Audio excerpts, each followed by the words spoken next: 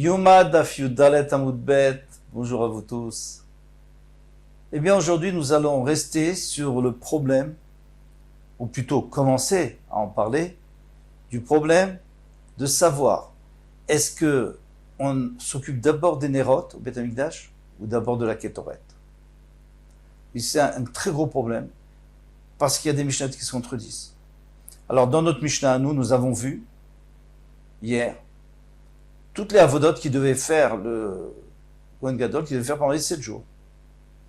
Et donc, il devait asperger le sang, etc. Et ensuite, il y a écrit, on va commencer à la 3e ligne de notre Hamoud, où Maktir est à Ketoret. Donc, il va faire brûler le Ketoret. Ou Métiv est un Nérot, et puis après, il va nettoyer, préparer des Néroth pour ce soir. On est le matin. Hein. Alors on se rappelle bien que dans notre Mishnah c'est clair, d'abord Ketoret, après Néroth. Alma Ketoret Beresha, donc on voit bien que la Ketoret est avant. Vadar Néroth et après Néroth. Ou Minhu. Alors nous avons une Mishnah plus loin qui nous dit, plus loin, non pas plus loin,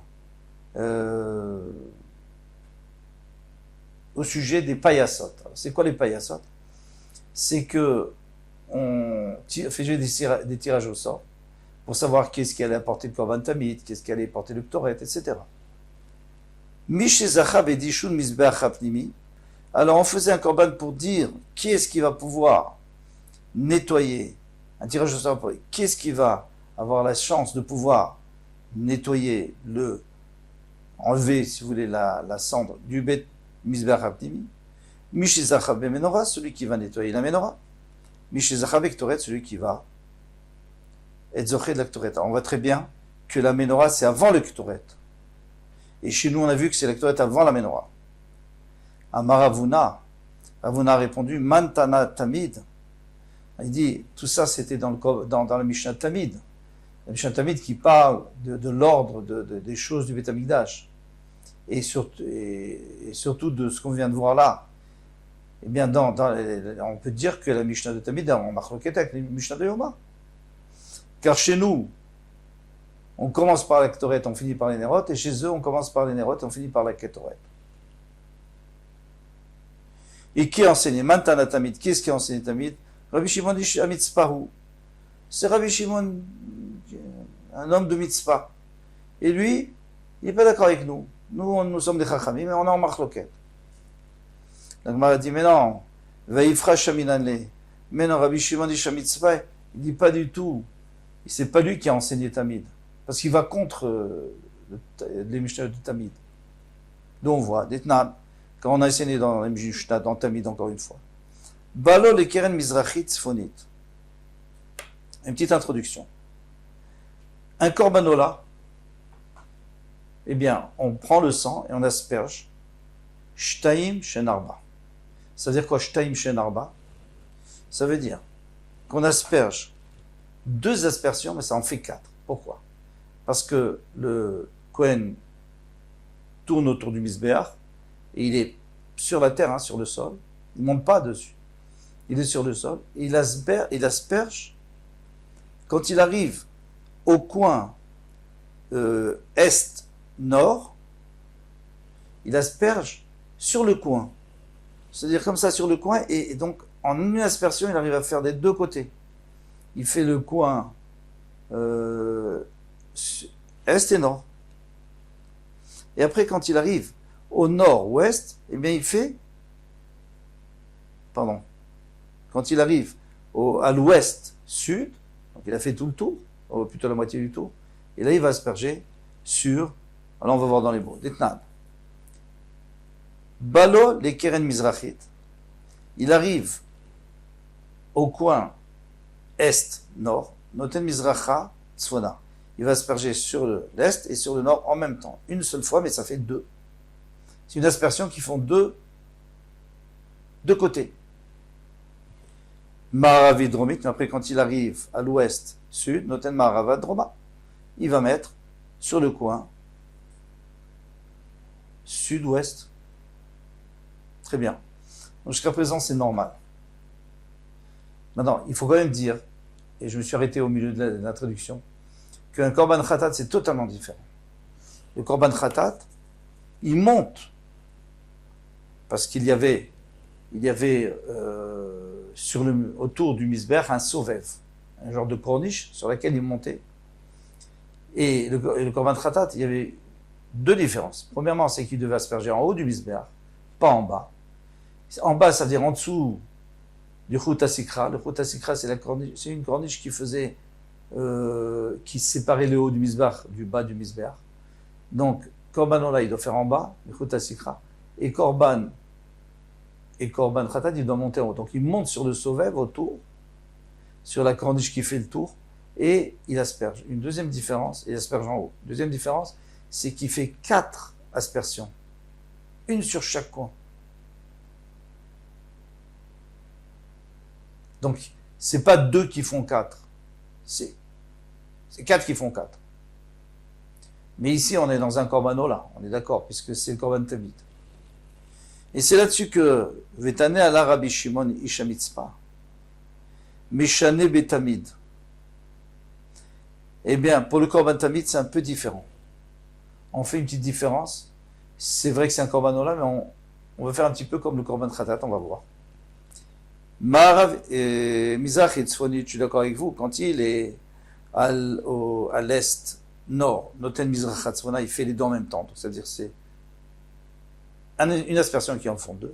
Mais Maravit Dromit, mais quand il arrive à l'ouest, sud-ouest, Noten Marava, d'abord il met sur le coin ouest, Vacharkar Noten Droma, et après sur le coin est.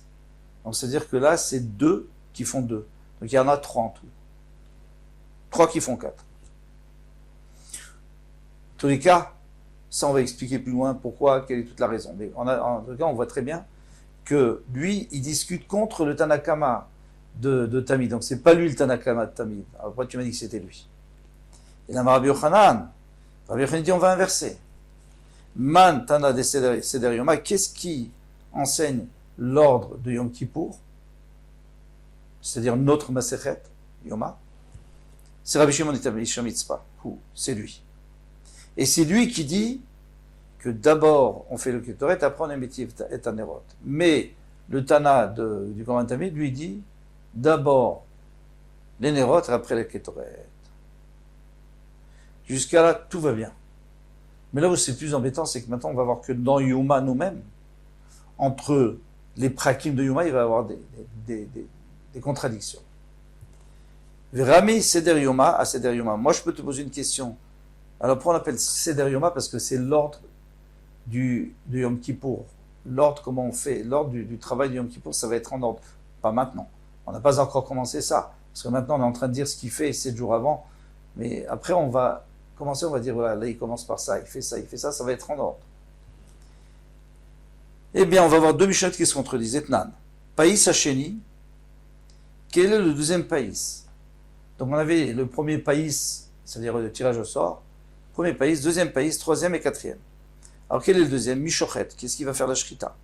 Mizorek, qui va asperger, attention, il y en a plusieurs ici, mais c'est un seul païs. C'est-à-dire, comment on fait le tirage au sort? On commence, on prend un chiffre, et quand on arrive à ce chiffre, eh bien celui qui tombe sur la fin, c'est lui qui va faire la shrita. Après le prochain, c'est lui qui va faire la zrika. Après, c'est toujours le même pays. On n'a pas fait un deuxième tirage au sort. Mimedachem Mesbeach Apnimi, qu'est-ce qui va prendre de la cendre du Misbeach Apnimi et l'enlever? Mimedachem et Amenora, qui va nettoyer la menorah. Mima et Varim la Kevesh, qu'est-ce qui va faire monter les morceaux, les membres du Korban Tamid sur la pente? Païs Hashlishi, le troisième, Chadashim la Ketoret. On va prendre que les nouveaux pour la Ketoret. Bouv et Afissou, venez, on va tirer au sort pour vous. C'est-à-dire, on ne prend pas d'anciens Kohen qui ont déjà fait la Ketoret. Parce que comme la Ketoret enrichit, donc chaque fois il fait les nouveaux. Donc on dit, qu'est-ce qui est nouveau? Qu'est-ce qui n'a jamais fait? Venez, on va tirer au sort entre vous. En tous les cas, qu'est-ce qu'on voit clairement? C'est que le Ketoret, il est bien après la Menorah. Le nettoyage de la Menorah. Alors quoi? Ici, on avait dit le contraire, on avait dit que Ketoret, c'était avant. Et on est dans Yom Ha'ad, de toute façon, on est toujours dans Yom Ha'ad. Tu peux pas me dire que c'est quelqu'un d'autre, c'est toujours le même. Amar Abaye lo kashia, Abaye dit c'est ben kashia. Kan be'atavat shte nerot, kan be'atavat chamesh nerot. Alors il faut savoir que il y a 7 nerot dans la menorah. Eh bien, les 5 premières à part, le kétoret au milieu, et les 2 dernières après. Donc finalement, le kétoret, il est en sandwich. Alors, tu peux dire qu'il est avant, tu peux dire qu'il est après, ça ne me dérange pas. Il est avant, il est après. Les memra, des kétoret, mafsik léo. Non, alors voilà. Donc on a répondu, c'est magnifique. Dans notre Mishnah, on a dit que les Nerot, c'est à la fin, on parle des 2 dernières. Et dans l'autre Mishnah, qu'on disait que les Nerot, c'était avant, on parlait des 5 premières. Parce que tout, on va voir, on déduit du passouk qu'il faut les séparer. Alors au début, on fait le maximum de 5 et il faut en laisser 2 pour la fin. Parce que c'est au pluriel. Nerot. Donc il faut en laisser 2. Très bien. Maintenant, la demande. Les memra des vectorets mafsikléo. Alors, c'est clair que c'est le kétoret qui sépare entre les 5 premières et les 2 dernières. Va Abaye. Et qui est-ce qui a dit ça? C'est Abaye qui vient de dire ça. Hein? Amar Abaye, bien sûr. Mais pourtant, Abaye, Mesader Maracha Bishme de Gemara. Abaye lui-même, il a, on le dit hein, le matin avant la tefila, ceux qui ont le temps de le faire, il nous dit exactement comment ça se passait. Au nom de la Gemara, c'est-à-dire au nom de ce que les Talmidim avaient reçu de leur maître. Gemara, c'est-à-dire on nous a enseigné les maîtres de leur maître depuis Moshe Rabbeinu. Alors, Seder Hamishme de Gemara, ou peut-être surtout depuis le moment où il y a la fin du Beth Amikdash. Alors, et là, ça a été transmis de Rav en Talmid. Maintenant, Maracha Mishme de Gemara. Ou Bedam Atamid Mafsik Lehu. Et il lui dit qu'on fait les 5 premières, et après on asperge le dam du tamid, et après on fait les 2 dernières. Donc tu vois très bien que c'est pas le kétoret au milieu, et c'est Abaye qui se contredit. Ambré, ils ont dit l'okashia. Haï, les Abba Shaul, ha les Rabbanan. Quand Abaye a dit que c'était le kétoret au milieu, c'est d'après les Rabbanan. Mais quand il a dit que c'était le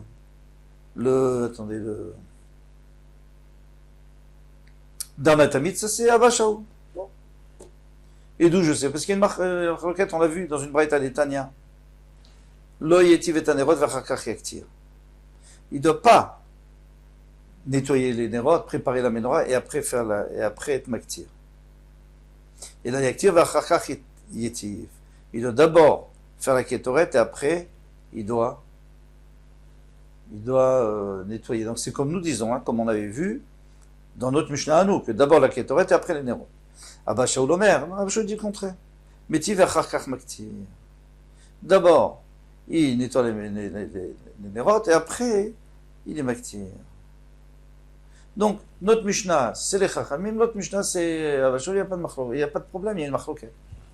Maïtama de Abba Shaul, quelle est la raison d'Abba Shaul? Dire Tiv. C'est écrit Baboker. Le matin, 2 fois. Beitivo et Tanerot. Vada yaktirena. Donc, il est écrit d'abord qu'il faut nettoyer les nerot et après yaktirena. Donc, tu vois très bien que les Kétoret après les Nerot. Vers Rabbanan. Et Rabbanan, comme ils vont comprendre, les Chachamim disent que d'abord on fait le Kétoret.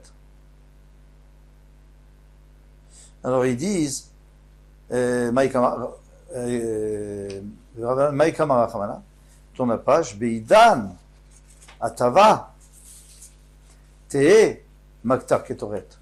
Au moment où tu nettoies les Nerot, il faut que tu aies déjà terminé avec le Kétoret. Maktar, ça veut dire c'est terminé. C'est pas que tu dois le faire après, c'est que tu dois le faire avant. Deilot et Ma'achi, parce que si tu dis pas ainsi, Ben Arbaïm, alors dans ce cas-là, tu comprends plus ce qui va se passer l'après-midi. Parce que l'après-midi, il faut faire aussi le Kétoret de l'après-midi. Machatzito Baboker, Machatzito Ben Arbaïm, la moitié c'est le matin, la moitié l'après-midi, qui doit brûler le Kétoret. Et aussi allumer les Nerot. Alors qu'est-ce qui est en premier? Si tu me dis, toi tu me dis, toi Abba Shaul, tu me dis les Nérot en premier. Alors comment tu vas faire l'après-midi maintenant? L'après-midi, tu ne peux pas faire les Nérot en premier, tu es obligé de faire à la fin. Pourquoi? Dirtiv, ou Be'alot Aaron est un Nérot ben Arbaïm, Yaktirena. Et lorsqu'Aaron va allumer les bougies l'après-midi, il va Yaktirena, il va apporter le Ketoret. Achi, Nami, Deberesha, Madik Nerot, Vadar Maktik Ketoret, chez Ben Arbaïm. Alors si toi tu me dis que quand c'est écrit Yaktirena, ça veut dire que c'est après. Alors le matin, d'accord, ok, tu peux dire que c'est après. D'abord on nettoie les Nerot et après on fait le Ketoret, mais tu ne peux pas dire ça l'après-midi parce que tu ne peux pas faire d'abord les Nerot après le Ketoret. Pourquoi? Si tu dis que oui, on peut, c'est pas grave, on fera le Ketoret à la fin. Vatana, pourtant une braïta qui dit, mais Ravad Boker, il écrit que le pasouk, il faut qu'il soit allumé du soir jusqu'au matin. La Chanoukia, ou plutôt la Menorah. Tenla Midata, il faut mettre suffisamment d'huile, et les Kharam ont dit que c'est un demi-log. J'étais de l'Eket Volechet Kolalela, pour qu'elle puisse brûler toute la nuit. Donc la nuit la plus longue, c'est la nuit d'hiver, du milieu d'hiver de Tevet, eh bien il faut mettre un Khatsilog. Après, en été, Marloquette, est-ce qu'on va mettre des plus grosses mèches, et comme ça finit plus vite, ou alors il faudra éteindre, dans tous les cas. Voilà, donc c'est ce qu'on a dit ici. Merev Adboker, ça veut dire qu'il faut mettre suffisamment pour que Merev Adboker jusqu'au matin. Ça, en réalité, ça ne nous apporte rien, on le savait, d'avoir à faire une autre chose qu'on va apprendre ici. Merev Adboker, En lecha avoda shekshira Merev Adboker. Il n'y a aucune avoda qui est kshira du soir jusqu'au matin, et la zoubilvat, seulement celle-là. C'est-à-dire à la fin de l'après-midi, il n'y a qu'une avoda, c'est allumer les nérotes. La kétoret, on aurait dû faire avant, c'est pas possible. Parce que sinon tu me dis qu'il y a une deuxième avoda que tu peux faire entre les deux, c'est pas possible. Puisque le soir, on doit allumer et ça doit brûler jusqu'au matin. Au milieu, il n'y a rien. Donc c'est faux. Et ça, tout le monde est obligé d'être d'accord avec ça. Donc qu'est-ce que toi tu me dis à Bachaou? Tu me dis que le matin, non, on peut faire le Ktoret après. Mais c'est la même chose, le matin il y a écrit Yaktirena après, et l'après-midi il y a écrit Yaktirena après. Alors, toi tu dis qu'il y a Yaktirena après, c'est-à-dire qu'il faut faire le Ketoret après. Moi j'ai dit non, c'est-à-dire qu'il faut que le Ketoret soit déjà fait. Et la Maïkama Chamana, qu'est-ce qu'elle dit la Torah? Beidana Dlaka te Makta Ketoret. Il faut que au moment de la Dlaka, le Ketoret il soit déjà brûlé. Achanami Beidana Tava. Alors ici aussi, le matin, alors là c'était pour le soir pour l'instant. Le matin, au moment où on nettoie, t'es Maktar Ketoret. V'abashou lamar lecha, et Rabashou il te dira, Shane atam dirti voto. C'est différent là-bas parce qu'il y a écrit auto. Donc l'après-midi, je suis d'accord avec toi. Il y a écrit, et Aaron, il devra le faire. Donc l'allumage des bougies. Donc j'ai compris qu'il n'y a que l'allumage de bougies qui peut être en dernier, il n'y a que lui qui peut être entre le soir et le matin.